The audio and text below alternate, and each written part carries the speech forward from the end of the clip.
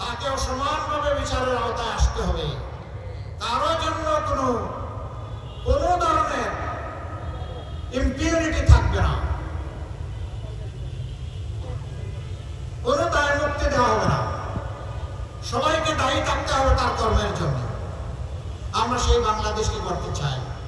আরেকটা কথা আমরা চাই না আমি জামাতের আমির, বংশানুক্রমে আমার ছেলে হোক জামাতের আমির।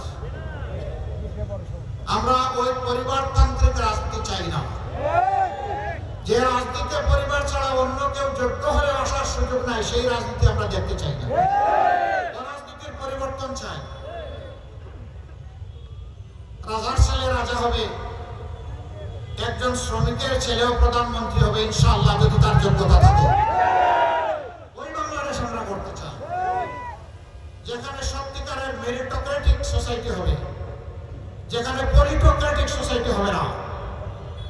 রাজনীতির আনুগত্য থেকে কাউকে মূল্যায়ন করা হবে না, মূল্যায়ন করা হবে তার মেধা এবং দেশপ্রেম দেখে। এই দুই জিনিস যার আছে সে অবশ্যই মূল্যায়িত হবে। সেই দেশটাই আমরা করতে চাই। অনেকে বিভিন্ন ধরনের কার্ড দেওয়ার কথা বলছেন। আমাদের সমাজে কার্ডের তিক্ত অভিজ্ঞতা আছে। ভুয়া কার্ড অ্যালট করা হয়েছে, জেনুইন মানুষও কার্ড পায় না। আবার কার্ড নিতে গিয়ে চাঁদা দিতে হয়েছে। এখন নাকি অগ্রিম চাঁদাও কেউ চেয়ে বসেছে। আবার বলা হচ্ছে কার্ডটা দিব মায়েদের হাতে। খুব ভালো, মায়ের সম্মান দেখাচ্ছেন। তো যিনি একদিকে কার্ড দিয়ে মাকে সম্মান দেখাচ্ছেন, তিনি বা তার সহকর্মীরা কিভাবে আমার মায়ের গায়ে হাত দেয়?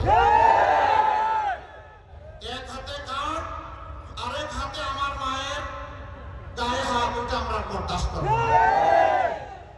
আমরা মাদেরকে সম্মানের জায়গায় অধিষ্ঠিত করবো ইনশাআল্লাহ। ঘরে চলাচলে এবং তাদের কর্মস্থলে with dignity, personality and high security তারা যাতে কাজ করতে পারে, সেই পরিবেশ আমরা ইনশাআল্লাহ নিশ্চিত করব। অনেকে আবার অগ্রিম বিভিন্ন জায়গায় বিল্ডিং বানিয়ে দেওয়ার কথা বলছে। যে অভিজ্ঞতা এই ঢাকার গরিব মানুষগুলার আছে, যাদেরকে এটা বলা হয়েছে, অতীতের সবাইকে তাদের এই মামুলি ঠিকানা থেকেও তাড়িয়ে দেওয়া হয়েছে। এই ঠিকানায় তারা আর ফিরে আসতে পারেনি। আমরা চাই না আমাদের এই গরিব ভাই বোনদেরকে বারবার গিনিপিগ বানিয়ে তাদের উপর কেউ এক্সপেরিমেন্ট করুক, আমরা চাই না। হ্যাঁ, তারা কি এইভাবে পড়ে থাকবে? না, তাদেরও জীবনমানের প্রতি দৃষ্টি দেওয়া হবে। বরঞ্চ একটি জনকল্যাণমূলক সরকারের প্রথম দায়িত্ব হবে রাষ্ট্রে যারা সবচেয়ে বেশি পিছনে আছে, পিছিয়ে পড়েছে, তাদেরকে তুলে আনা আগে। তারাও মানুষ, তারাও আমাদের ভাই, তারাও আমাদের বোন, তাদেরকে আমাদের সম্মান করতে হবে, তাদের দিকটা আমাদের আপন করতে হবে। শিক্ষা শুধুমাত্র সামর্থ্যবান লোকের সন্তানদের জন্য থাকবে, এটা আমরা মানব না। গরিবের সন্তান অভাবের তাড়নায় যে স্কুলে যেতে পারে না, সেই সন্তানের দায়িত্ব নেবে রাষ্ট্র।